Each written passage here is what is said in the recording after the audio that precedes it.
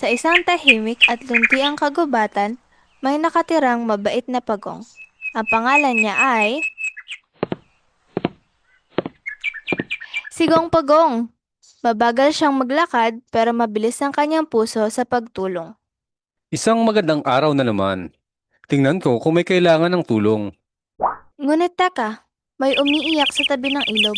Si Maya Manok pala iyon. Bakbakbak! Nawala ang isa kong itlog! Wala sa pugad! Baka natangay ng hangin! Maya, huwag kang mag-alala. Tutulungan kitang hanapin ang itlog mo.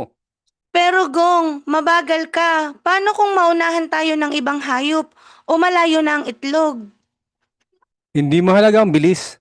Ang mahalaga, hindi ako titigil hanggang di ko natatagpuan ang itlog mo. At nagsimula ang kanilang paghahanap.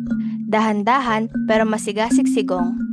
Habang naglalakad sila, sumali si Toby Tipaklong at Carla Conejo. Sama kami. Mas masaya nagtutulungan. Tara na, hanapin natin yan! Tiningnan nila ang ilalim ng mga dahon, likod ng mga bato, tabi ng batis. Teka, may nakita ako.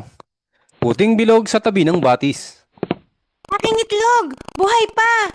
Gong, salamat! Kahit mabagal ako, mabilis naman akong tumulong. Mula noon, mas minahal pa si Gong ng lahat.